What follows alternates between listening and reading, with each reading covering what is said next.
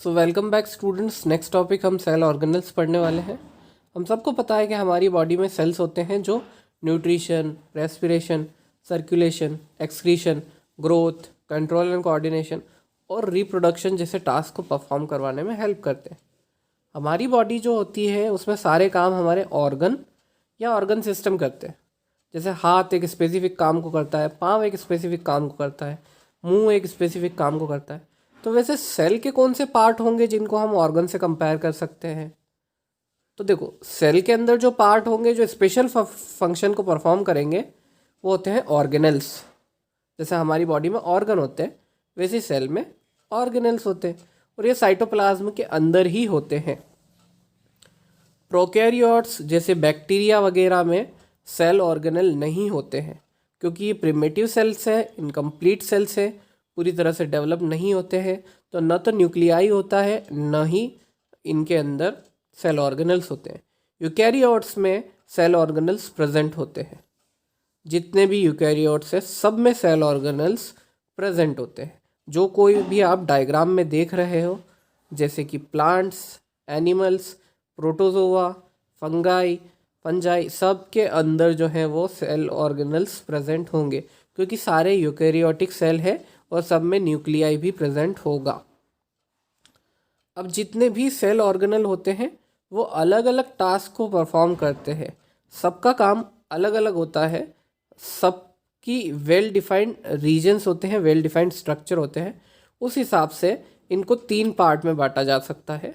Double membrane यानी 2 membrane वाले, single membrane यानी कि 1 मेम्ब्रेन वाला, और विदाउट मेम्ब्रेन जिसके आसपास कोई मेम्ब्रेन ही नहीं हो वो विदाउट मेम्ब्रेन में आएगा। डबल मेम्ब्रेन के टाइप है माइटोकॉन्ड्रिया, प्लास्टिड्स।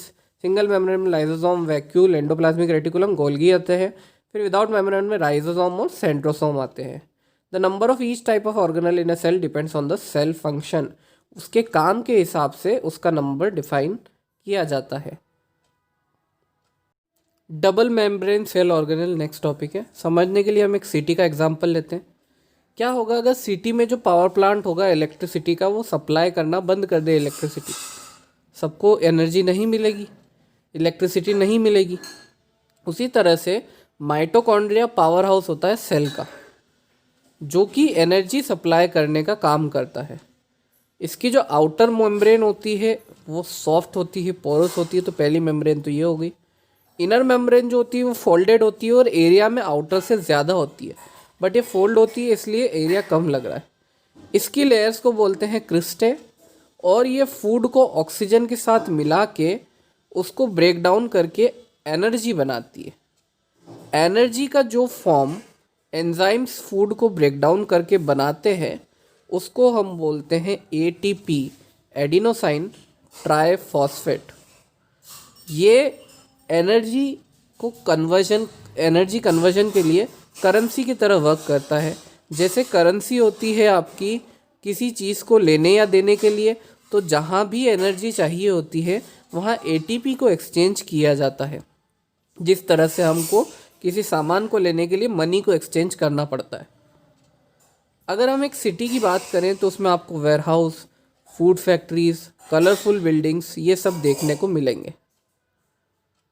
इसी तरह से एक प्लांट सेल के अंदर प्लास्टिड्स होते हैं जो कि सिर्फ और सिर्फ प्लांट सेल में पाए जाते हैं।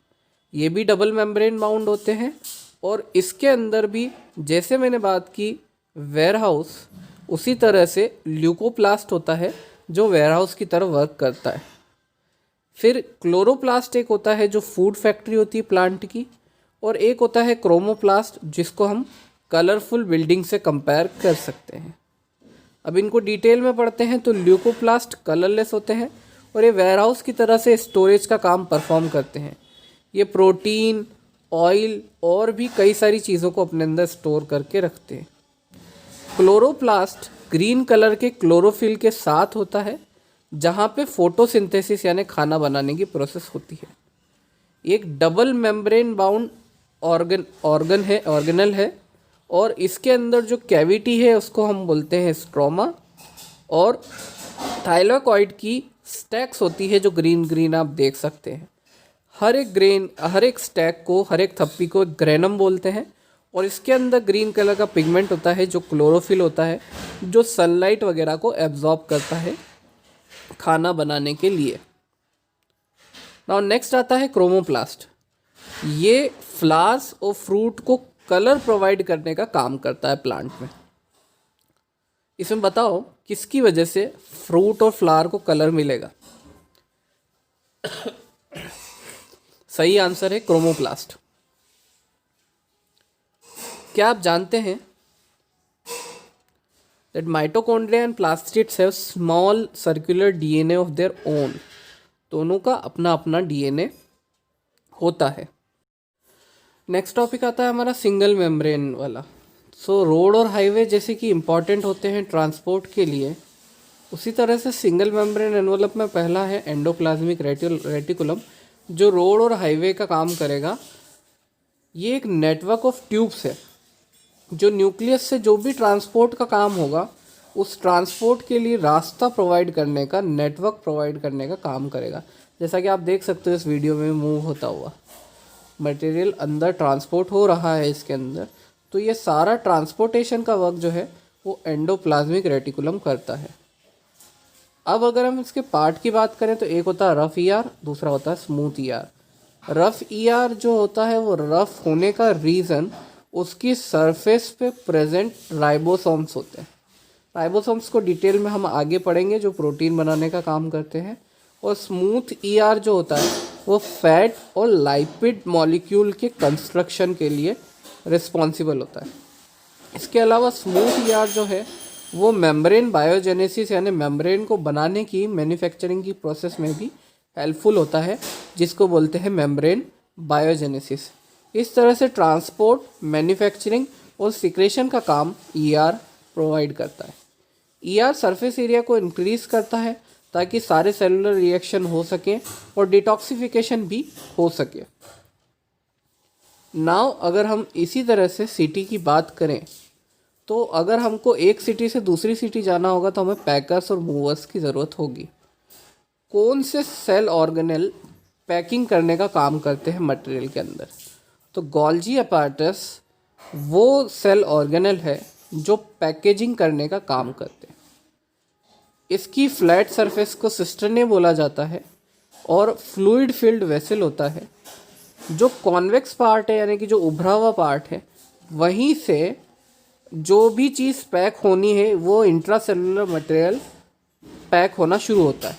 पैक होके कॉन्केव पार्ट से बाहर निकल जाता है और कॉन्केव मैच्योरिंग फेज से जिस भी चीज़ को पैक करना है उसको बाहर आगे ट्रांसपोर्ट कर दिया जाता है। जैसे गार्बेज डिस्पोजल वेन होती है वो कचरा साफ़ करके सिटी को क्लीन करने का काम करती है, सिटी को साफ़ रखती है। उसी तरह से लाइसोसोम हमारे डाइजेस्टिव बैग होते हैं जो डाइजेस्टिव एंजाइम को स्टोर करते हैं। ग्रीन कलर का डॉट आप देख सकते हैं, ये डाइजेशन का काम परफॉर्म करते हैं और जर्म्स और वेस्ट मटेरियल को बाहर फेंकने का काम करते हैं। इसके अलावा लाइसोसोम जो है उनको सुसाइड बैग भी बोला जाता है, क्योंकि ये खुद सेल को डिस्ट्रॉय करके नए सेल बनवाने में हेल्प करते हैं, इसलिए इनको सुसाइड बैग भी बोला जाता है। इनको स्कैवेंजर्स भी बोलते हैं क्योंकि स्कैवेंजर्स इन्वायरमेंट को क्लीन करने का काम करते हैं। इसके अलावा lysosomes are formed by Golgi apparatus.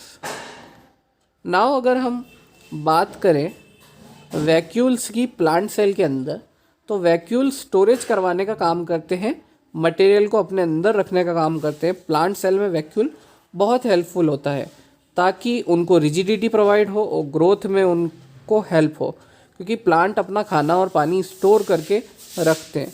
Amoeba में जो वैक्यूल है वो न्यूट्रिशन और एक्सक्रीशन के काम में आता है। तो इस तरह से वैक्यूल जो है वो इम्पॉर्टेंट ऑर्गेनल है।